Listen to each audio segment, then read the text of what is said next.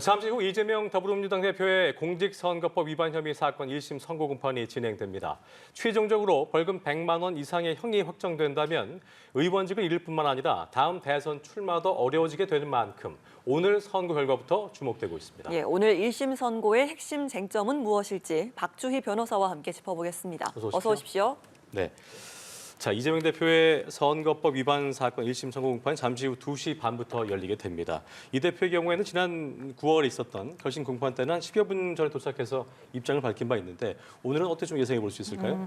이재명 대표는 수사 단계부터 재판 단계에 이르기까지 일관되게 본인의 혐의를 이제 부인해 왔습니다. 검찰의 이제 기소권 남용이다라는 이런 주장을 해왔는데요. 근데 다만 오늘은 이제 재판의 선고가 지금 예정되어 있기 때문에 입장을 표명을 하더라도 법원의 선고 후에 밝히지 않을까 싶습니다.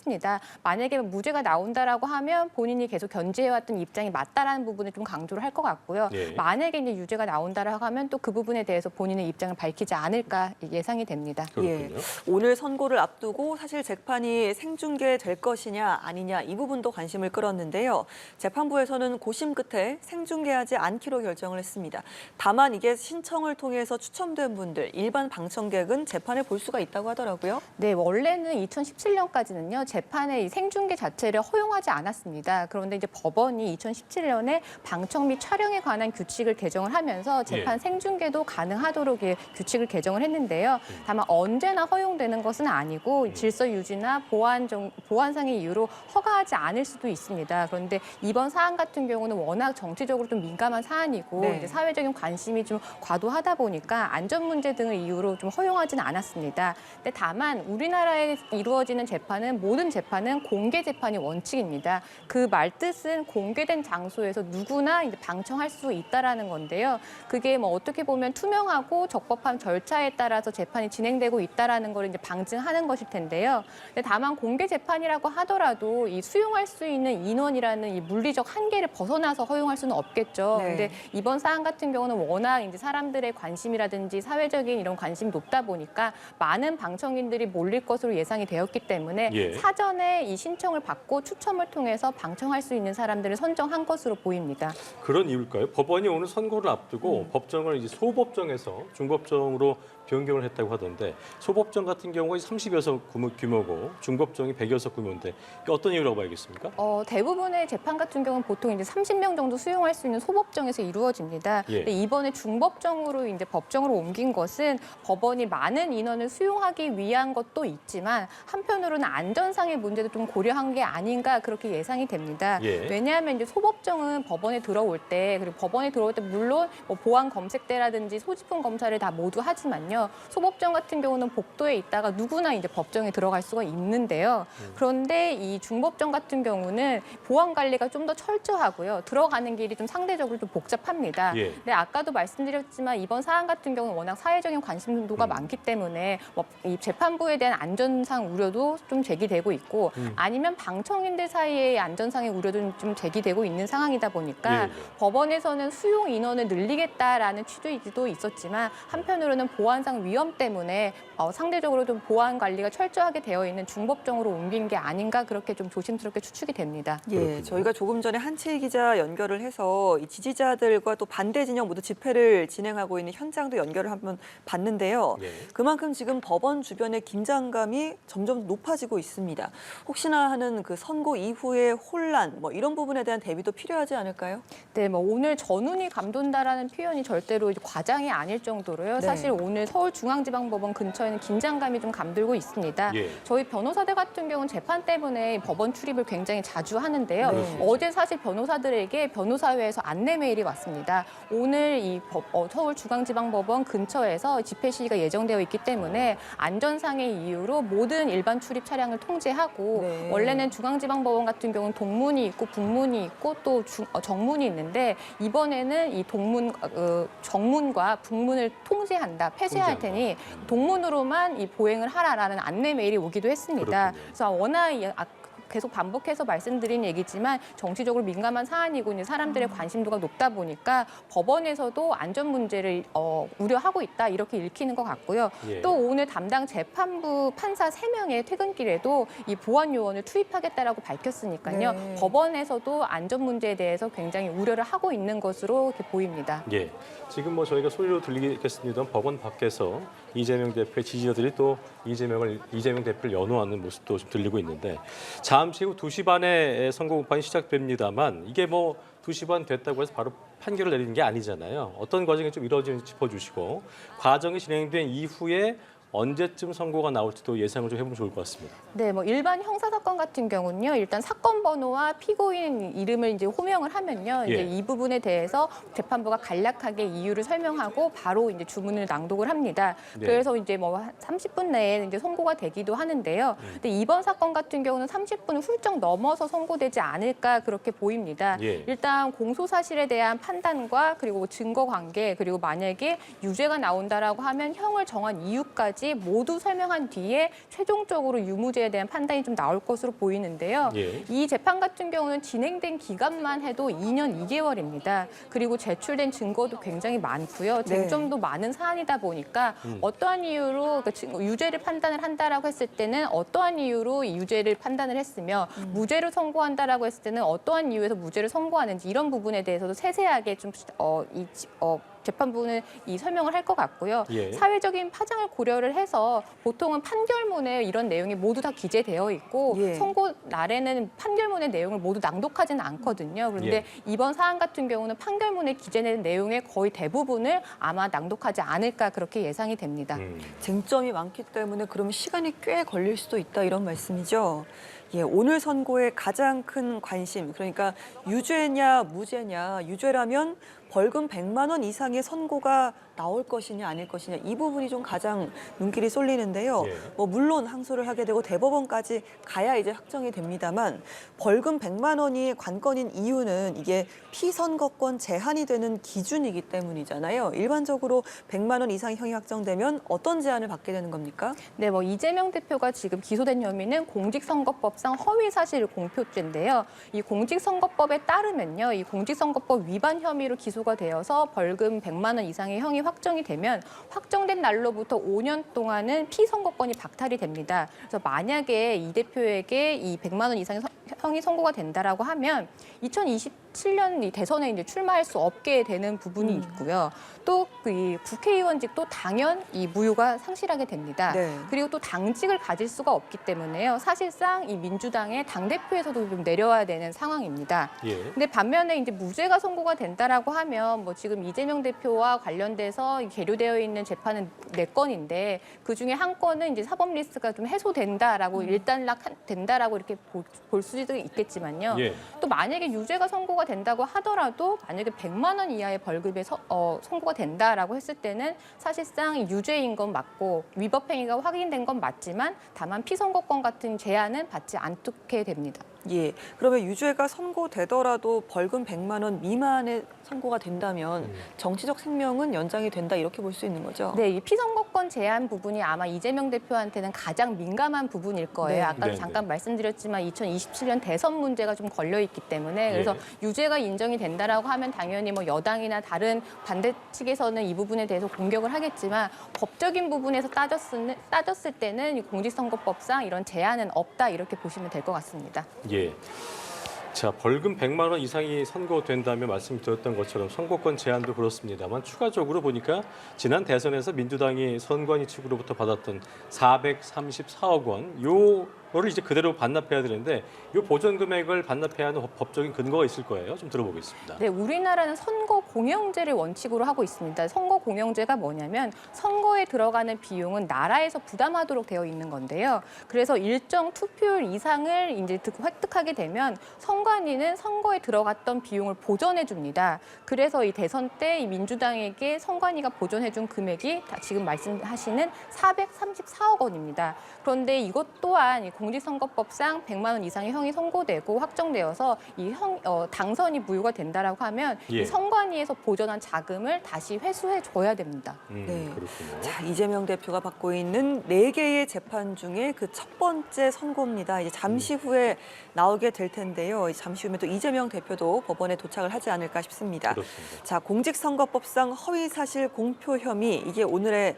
선고가 받고 있는 부분인데 허위 발언을 했다 이렇게 의혹을 받고 있잖아요. 이게 두 가지라면서요? 네, 크게 두 가지 발언이 지금 문제가 되고 있는데요. 첫 번째는 뭐냐면 이 당시에 민주당 대선 후보였던 2021년 12월에 했던 발언입니다. 이 당시에는 이 대장동 개발 사업과 관련해서 이 의혹이 좀 불거지던 시점인데요. 그런데 이재명 대표는 한 방송에 출연해서 이 방송 진행자가 대장동 사업의 실무를 맡았던 이 고 김문기 성남도시개발공사 처장을 아느냐라는 질문을 했습니다. 예. 여기에 대해서 이재명 대표는 하위 직원이라서 이 시장 재직 때는 잘 몰랐다라고 발언을 했고요.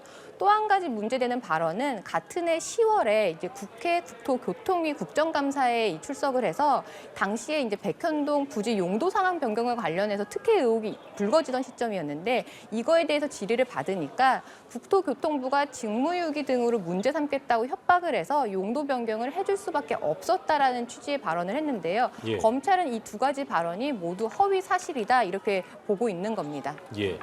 자, 그렇다면 오늘 가장 중요한 부분이 될 겁니다. 사건 쟁점을 하나 좀 따져볼 텐데 일단 크게 두 가지로 볼 수 있겠어요. 이 대표의 발언이 공직선거법이 처벌한 거짓말이냐 아니냐, 그리고 당선을 목적으로 고의를 한 것이냐 아니냐 이 여부인데 일단은 그 거짓말 여부, 김문기 전 처장은 몰랐다는 발언부터 보면 검찰은 이제 김문기 씨와 이재명 대표가 해외 출장 중에 함께 찍었던 사진을 핵심 증거로 내놓고 몰랐을 리 없다. 같이 행위를 했기 때문에 행위에 대한 거짓말이니까 이건 맞다라고 하고 있고 이재명 대표 측에서는 이거는 인식의 개념이라고 하면서 부인을 하고 있는 상황인데 일단 그 사진, 검찰이 제출한 사진 어느 정도 효력이 있다고 좀 보십니까? 앵커님께서 질문하시면서 좀 잘 정리해 주시긴 했는데요. 허위사실 공표죄가 성립을 하려면 첫 번째는 그 발언 자체가 허위사실이니까 절대적 진실에 어긋나야 되고요. 두 번째는 허위사실이라는 걸 인식을 하면서 발언을 해야 됩니다. 그런데 지금 말씀하신 것처럼 이 검찰 같은 경우는 이 고 김문기 처장과 이재명 대표가 이 성남시장 시절에 해외 출장에 동행한 사진 그리고 뭐 그 외에도 뭐 골프나 막 낚시를 함께 치는 사진 등으로 알고 있었다, 이미 친분이 있었다라고 보고 있는 겁니다. 그런데 이재명 대표는 이 교류 관계 자체를 부인한 것이기 때문에 허위 사실이다라고 보고 있는 건데요. 그래서 허위 사실을 인식했느냐는 또 사실 별개의 문제인데 이 김문기 처장과 알고 있었는지 모르고 있었는지 이 부분에 대해서는 입증할 수 있는 유력한 증거로 그런 사진들이 사용될 것으로 보입니다. 그렇군요. 그런데 이재명 대표 측에서는 사람을 뭐 안다 모른다라는 게 굉장히 좀 주관적인 인지의 영역이다, 기억의 영역이다이기 때문에 뭐 김문기 전 처장과 골프와 낚시를 함께한 건 팩트 같은데 그래도 기억이 없다라고 주장을 하는 거잖아요. 이게 주관적 인식의 영역, 이 부분에 대한 주장은 얼마나 또 설득력을 가질지. 사실 검찰이 입증이 어려운 부분이 아마 이 부분일 거예요. 예. 아까 잠깐 설명드렸지만 허위 사실인지도 입증을 해야 되고요. 그 발언한 사람이 허위 사실이라는 걸 인지를 하고 인식을 하고 발언을 했느냐, 이 부분도 사실 검찰이 입증을 해야 되는 상황인데요. 지금 이재명 대표 측은 안다라는 것은 주관적인 인식이 필요하기 때문에 상대적인 거다. 그러니까 네. 즉 그냥 존재 자체, 이름을 안다라는 걸로 뜻하는 거냐, 아니면 평소에 사적인 친분 관계를 유지했다라는 걸로 인정할 것이냐라는 거는 사람마다 받아들이기가 다르다라는 건데, 자신이 뜻한 거는 하위 직원이었기 때문에 이 사적으로 접촉한 사실이 없다라는 것을 말한 거다라고 해서 검찰이 자신의 발언을 이제 왜곡해서 기소한 거다라고 이렇게 주장을 하고 있는데요. 예. 그래서 이 부분 같은 경우는 결국에는 허위 사실을 과연 이재명 대표가 인식을 했느냐, 이 부분과 좀 연관이 됩니다. 왜냐하면 위증죄도 마찬가지고 허위 사실 공표죄도 마찬가지고 발언 자체가 절대적인 진실을 따졌을 때 허위라고 하더라도 이 발언한 사람이 허위라고 인식을 하지 못하고 진술을 했다라고 하면 그땐 사실 처벌할 수 없는 부분이거든요. 예. 그래서 결국에는 이 부분이 쟁점이 크게 다퉈질 것 같은데 과연 재판부가 아느냐 모르느냐 이 질문을 맥락상 정말 존재 자체를 아느냐 모르느냐 이 이 부분에 대해서 그렇게만? 받아들여질 것인지 아니면 이재명 대표가 친분 관계로 자기는 받아들였다라고 하는데 그 부분을 이재명 대표 측의 주장을 받아들일 것인지 이 부분이 과연 나중에 이 유무죄를 가르는 쟁점이 될 것 그리고 같습니다. 검찰 입장을 또 보면 그 발언이 함의한 바가 당시 대선 후보로서 대장동 비리 연루 의혹을 받던 이 대표가 수사 중에 사망한 이 대장동 실무자와의 관계를 부인한 거니까 단순히 이게 특정인을 알고 모르고의 문제가 아니라 자신의 대장동 비리 연루 의혹을 부인한 거짓말이다. 이걸 주장도 하더라고요. 검찰은요. 네, 그 검찰은 이제 맥락을 보는 겁니다. 크게 맥락을 보는 거는 결국은 그런 질문이 나왔다라는 거는 대장동 개발 사업에 있어서 이재명 대표가 관여를 했느냐 안 했느냐라는 거를 질문을 하면서 거기에 파생된 질문으로서 이 실무를 담당했던 이 김문기 처장을 알았느냐라는 거기 때문에 사실상 뭐 친분이 있었느냐라고 물어보는 게 아니라 사실상 대장동 사업에 있어서 어느 정도 알고 있었고 관여를 했느냐라는 취지였기 때문에 이 부분에 대해서는 어떠한 취지로 질문하는지를 이재명 대표가 다 알고 있었고 그럼에도 이런 부분을 부인했기 때문에 이거는 고의로 허위 사실을 공표한 거다. 검찰은 그렇게 보고 있는 겁니다. 그럼 보통 이렇게 기억에 대해서 논하는 사건에 있어서 사법적으로는 보통 어떻게 판단을 합니까? 이게 사실은 판단하는 것마다 좀 다르긴 한데요. 결국에는 이게 주관적으로 그 당시로 이제 회귀를 해서 발언한 사람의 사실은 이 주관적인 판단을 봐야 하기 때문에 사실은 완벽하게 판단할 수는 없고요. 케이스 바이 네, 케이스 바이 케이스로 좀 봐야 되고요. 그다음에 그런 말을 나오게 된 정황이라든지 아까 말씀드렸던 건 맥락이라든지 이런 부분을 모두 검토해서 사실상 간접적인 사실을 가지고 재판부는 판단을 할 수밖에 없는 겁니다. 사실 이 발언이요. 언론 인터뷰에서 나온 발언이잖아요. 그러니까 당시에 이 발언이 뭐 고의성이 있었는지 아니면 뭐 즉흥적으로 나왔는지 이 부분도 좀 따져봐야 되지 않겠습니까? 네, 지금 이재명 대표 측에서는 주장하고 있는 부분이 바로 이겁니다. 사실 2018년에 허위사실 공표 혐의로 사실은 이재명 대표가 또 한 번 재판을 받은 바가 있고요. 그 재판에서 나온 대법원 판례가 뭐였냐면 이런 연설 같은 경우가 아니고 토론 같은 TV 프로그램 같은 경우에서는 즉흥적으로 질문과 답변이 이루어지기 때문에 답변이 즉흥적으로 이루어질 수밖에 없고 그 과정에서 일부 부정하거나 이제 과장된 표현이 들어갈 수가 있기 때문에 허위사실 공표로 쉽사리 이렇게 의율해서는 안 된다라는 부분이 대법원 판결이 나온 게 있는데 지금 이재명 대표 측에서는 이 부분을 주장을 하고 있는 겁니다. 방송에서 이 즉흥적으로 질문 나온 거에 대해서 답변을 한 것이기 때문에 이 대법원 판례를 적용을 해서 이 부분에 대해서는 표현의 자유를 보호하는 측면에서 이 부분 처벌할 수 없다라는 거고 검찰의 입장에서는 이거는 사실은 대법원 판례는 토론을 말했던 거고 이거는 사실은 1인이 혼자 나와서 나오는 진행 인터뷰였기 때문에 이런 즉흥적으로 진행되는 토론이라든지 이런 서로 주고받는 질문과 공격을 주고받는 토론과는 달리 봐야 된다라는 게 또 검찰의 입장입니다. 그러면 즉흥성이 인정이 된다면 무죄일 확률도 좀 커지는 걸까요?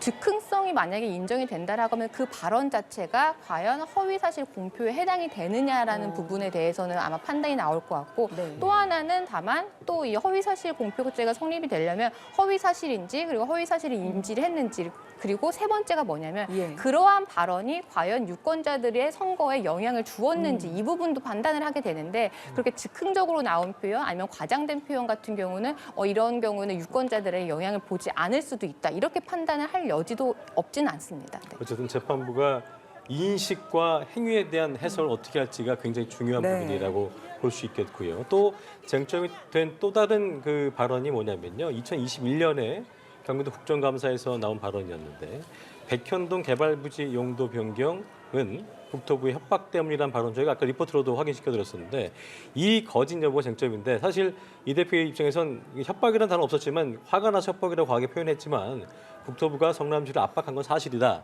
하지만 검찰 입장에선 20명 넘는 국토부나 뭐 성남시 전현직 공무원들은 협박 없었다. 그리고 용도 변경 같은 경우는 국토부가 아닌 그 지자체장의 권한이기 때문에 이거 거짓말이다라고 주장하고 있는 상황이어서 요거를 이제 어떻게 볼 건가가 중요하고 국토부의 압박이 있었냐 없었냐도 중요한 부분이 될 것 같습니다. 네, 이 부분도 사실 주관적인 인식을 또 판단해야 되는 부분이기도 해요. 왜냐하면 이제 검찰에서는 국토부에서 용도 변경을 요청하는 협조 공문을 보냈고 또 여기에 대해서 성남시가 거부하겠다라는 이제 공문을 보냈는데 공문 어디에도 국토부는 뭐 직무유기라든지 이런 압박성 발언을 하지 않았다. 그렇기 때문에 압박이 있었다라고 하는 진술하는 이 이재명 대표의 발언은 허위다. 이렇게 검찰은 주장을 하고 있고요. 예. 이 대표 측에서는 뭐라고 하고 있냐면 이 국토부에서 협조공문에 뭐 이런 직무유기다 이런 부분은 운운하진 않았지만 국토부 측에서는 대통령의 관심 사안이었다는 것을 강조를 하면서 압박을 했다. 그러니까 나는 압박을 받았다라고 이렇게 주장을 하는 겁니다. 그러니까 결국에는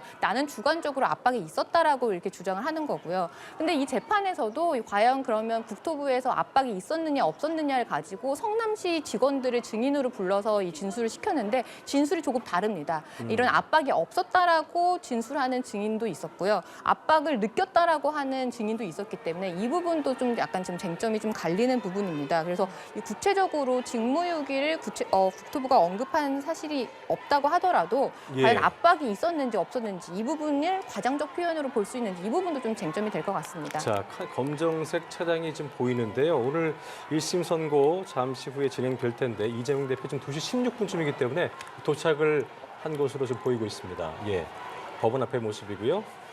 자, 이재명 대표가 각종 범죄 혐의로 재판받고 있는 4개의 사건 가운데 첫 판결이 나오고 있는 겁니다. 그렇습니다. 이제 차량에서 내린 후에 이제 앞에 있는 지지자들과 또 민주당 의원들 이제 인사를 받으면서 그렇습니다. 법원으로 들어가는 발걸음을 함께 보시고 계십니다. 잠깐 예. 멈춰 서면서 인사도 나누는 모습이고요. 그렇습니다. 그리고 지금 현장에 있는 수많은 지지자들이 이재명 대표를 향해서 응원과 또 연호를 보내는 모습도 저희가 좀 함께 듣고 있습니다. 네, 이 대표가 작년 초에 검찰에 출석할 때 또 작년 9월 영장 심사 받을 때는 의원 45명 동행했었는데 오늘은 더 많은 의원이 올 거라는 예상도 있었고 이재명 대표의 좀 표정을 좀 보면 의원들을 향해서 이렇게 웃으면서 미소를 지으면서 지금 인사를 나누고 있는 모습을 보실 수 있었습니다. 네, 한 명 한 명 다 인사를 천천히 네네. 나누면서 좀 여유 있게 법원을 향해서 들어가는 모습입니다. 지금 이 시간 2시 17분 25초를 지나고 있는데요. 이제 13분 후에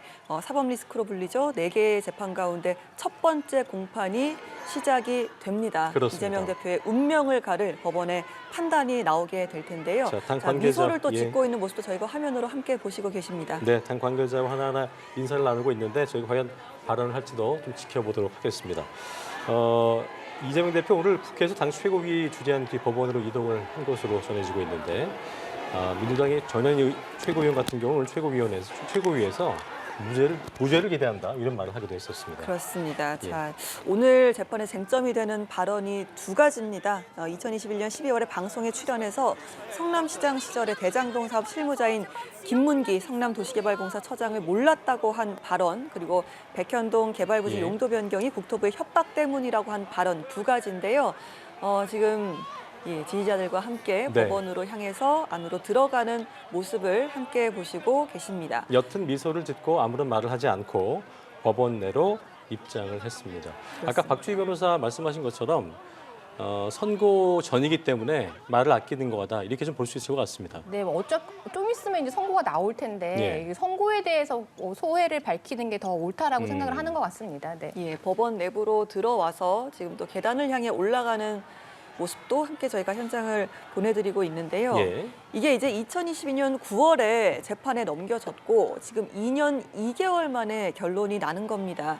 잠시 후에 30분에 시작이 되고 또 변호사께서는 또 오늘 선고가 좀 길어질 것이다라고 예측을 하기도 하셨는데 선고 결과가 나오는 대로 신속하게 저희가 전해드리도록 하겠습니다. 네, 이게 이제 중간중간 재판 받으러 나왔을 때 발언을 한 것과 오늘 또 이제 선고기 때 발언하지 않는 것 어떤 좀 차이가 있을까요? 아마 본인도 이재명 대표 같은 경우는 아까 약간 좀 긴장하지 않은 표정이었지만 미소를 좀 띠고 있는 표정이었지만 피고인의 입장에서 선고날 같은 경우는 누구나 긴장할 수밖에 없긴 그렇죠. 하거든요. 네. 뭐 예. 지지자들도 나와 있고 뭐 다른 뭐 그런 정치 동료들도 나와 있긴 하지만 좀 긴장되어 있는 상황이기 때문에 그런 부분에서는 사실은 좀 말을 아끼는 것 같고요. 어쨌거나 곧 있으면 이제 유죄인지 무죄인지 판단이 나오기 때문에 예. 이제 그 부분에 대해서 밝히는 게 맞다고 생각을 하는 것 같습니다. 자, 검찰이 지난 9월 결심 공판에서 이 대표한테 징역 2년을 구형한 바 있는데 정치권이 주목하고 있는 부분 저희가 계속 이야기를 나눠드리고 있는 부분입니다만 이재명 대표에게 의원직 상실형인 벌금 100만 원 이상이 선고되느냐 이 여부인데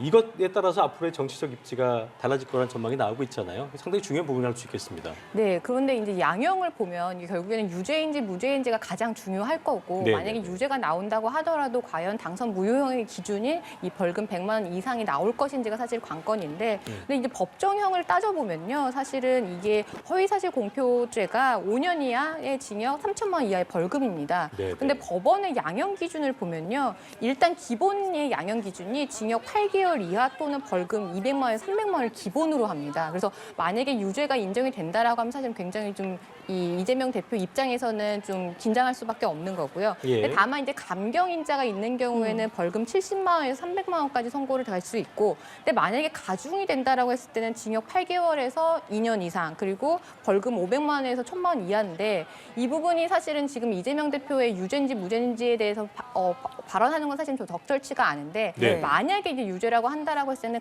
이재명 대표에겐 가중 요소와 감경 요소가 모두 다 있습니다. 다 있군요. 예, 가중 요소 같은 경우는 계속 혐의를 부인했다라는 거는 사실 재판부가 봤을 때는 가중 요소로 작용을 할 수가 네. 있는 거고요. 만약에 뭐 그런 감경 요소 같은 경우는 이런 발언 자체가 장기적으로 이루어진 게 아니고 사실 발언 자체가 이제 두 건이라는 부분 이런 부분 같은 경우는 그리고 뭐 선거 직전에 임박해서 한 발언이 아니라는 부분 이런 부분은 이 허위사실 공표죄를 판단하는 데 있어서 감경 요소로 작용할 수가 있는데 지금 이재명 대표는 감경 요소, 가중 요소 모두가 다 있기 때문에 어떠한 판단이 나올지 한번 지켜봐야 될 것 같습니다. 그렇다면 국토부에서 협박을 받았다라는 발언, 또 김문기 전 처장을 몰랐다라고 한 발언, 두 가지의 쟁점 중에 조금 더 가중이 된다면 어떤 게 더 큰 문제가 될 거라고 보시는지요?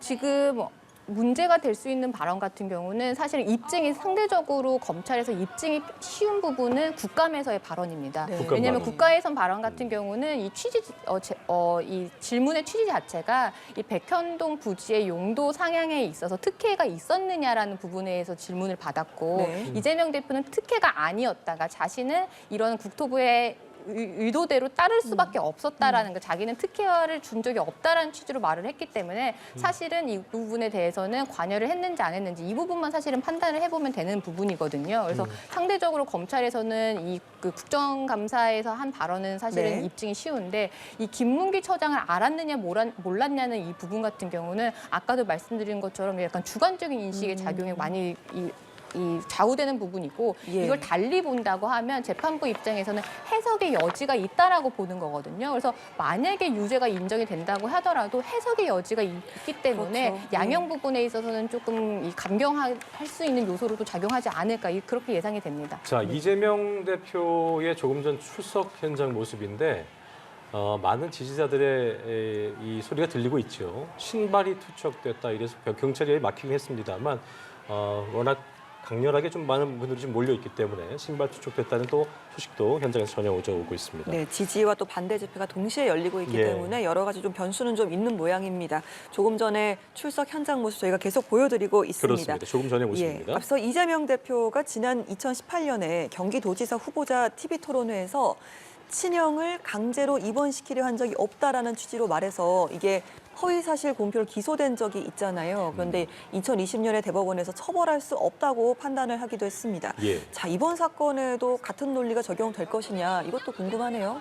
네, 이재명 대표 측은 이 재판 과정에서 그 판례를 계속 인용을 했습니다. 네. 그러니까 결국에는 방송 인터뷰 중에 한 발언 같은 경우는 즉흥적으로 이루어진 거기 때문에 일부 과장된 표현이라든지 아니면 잘못된 표현이 있다고 하더라도 그 대법원 판례에 따라서 이건 처벌할 수 없다.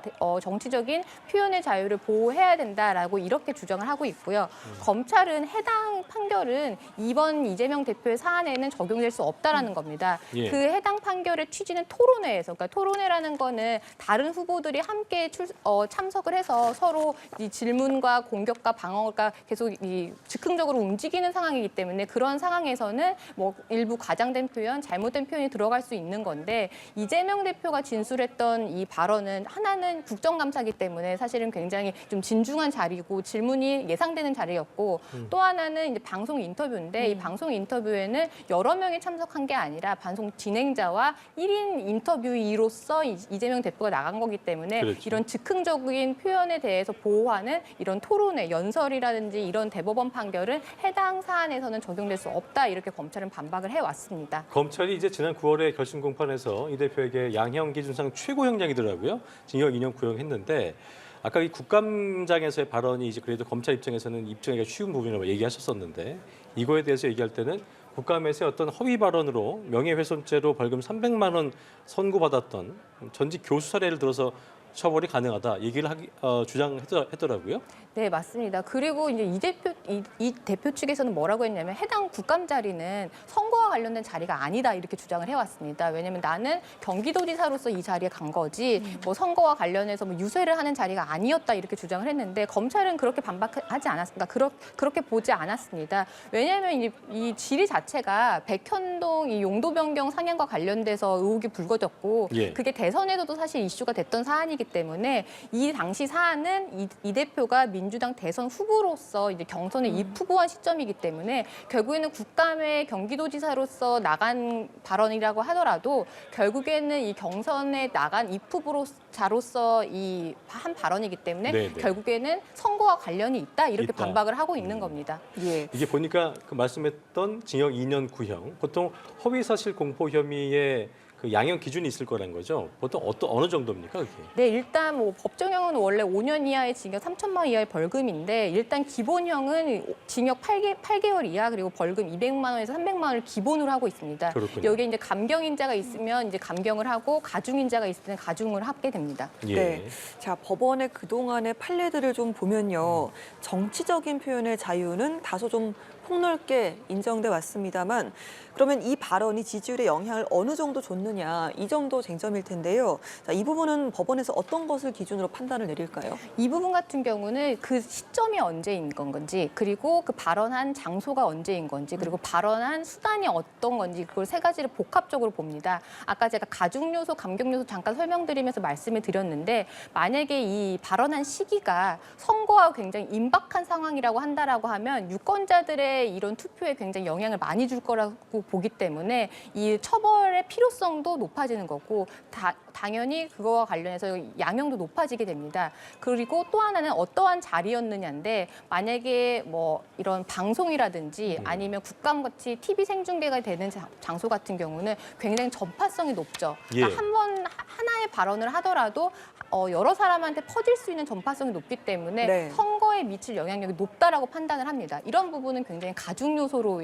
작용을 하게 되기 때문에 이런 과연 이 허위 사실을 공표했다고 하더라도 과연 이게 유권자들에게 선거를 하는 데 있어서 영향을 줄 것인가 이런 부분은 발언된 시점 그리고 장소가 언제 있는지 어떠한 방식으로 반응을 했는지 이 세 가지 요소를 모두 복합적으로 보아서 이 처벌의 필요성이 있는지 여부를 따지게 됩니다. 그렇군요. 이 사건 처음 기소된 게 20년 9월 8일이었습니다. 시점을 좀 볼 텐데 1심 선고 나올 때까지 2년 넘게 걸렸잖아요. 1심 선고까지 이렇게 오래 걸린 이유는 뭐라고 봐야겠습니까?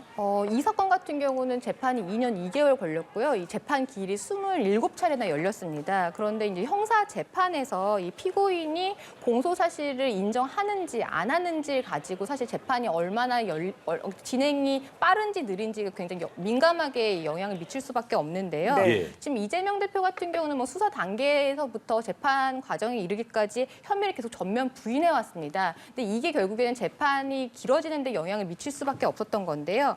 검찰은 뭔가 이런 관련 당사자를 처음부터 증인으로 불러서 재판에서 증인으로 진술을 하게 하는 경우도 있지만 네. 대부분의 경우에는 이제 수사 과정에서 관련자들을 불러서 관련자들이 했던 진술을 조서에 담아서 그 조서 자체를 증거로 제출하게 됩니다.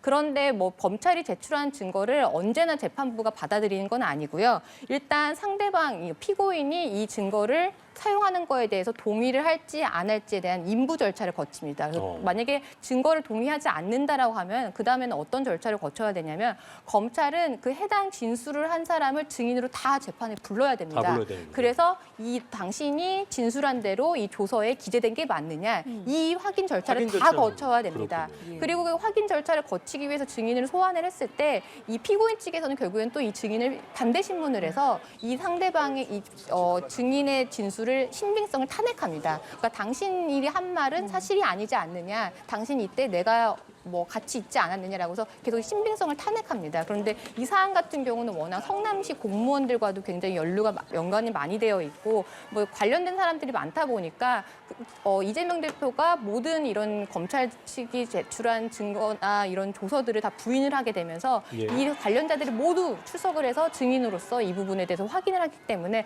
그래서 재판 절차가 좀 늦어진 바가 있습니다. 예, 이재명 이제 대표 2시 반이 법정에 됐습니다. 착석을 했고요. 잠시 후에 1심 선고가 시작이 됩니다. 말씀하신 것처럼 2년 2개월이 걸린 재판, 뭐 증인도 많았고 쟁점도 굉장히 좀 치열한 과정이었는데 예. 오늘 선고가 이제 1심이라는 점에서 또 향후 또 더욱 더 긴 법정 싸움이 계속될 수도 있는데요.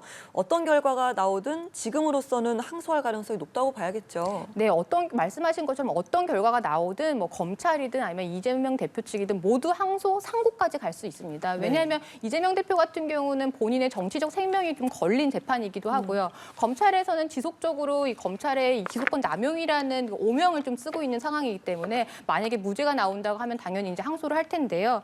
이 만약에 항소를 하게 돼서 이제 대법원까지 상고까지 가게 된다라고 하면 지금 1심이 나오는데 2년 2개월이 나왔는데 네. 최종 대법원의 결론까지는 과연 얼마나 걸릴지 사실은 좀 가늠이 안 됩니다. 근데 다만 공직선거법상에 원래 공직선거법 관련된 재판은 1심은 6개월 안에 마무리되도록 되어 있고요. 2심과 법적으로, 3심은 이제 3개월 안에 마무리되도록 되어 있는데 이미 1심은 훌쩍 넘었습니다. 그러니까 예. 법원이 사실은 이 법을 지키지 않은 부분인데요. 과연 항소심과 대법원 재판은 과연 이런 공직선거법상 규정을 과연 지킬 것인지 이 부분도 좀 관건이 될 것 같습니다. 네, 지금까지 이재명 대표 1심 선고와 관련된 내용들 박주희 변호사와 자세히 짚어봤습니다. 오늘 말씀 고맙습니다. 고맙습니다.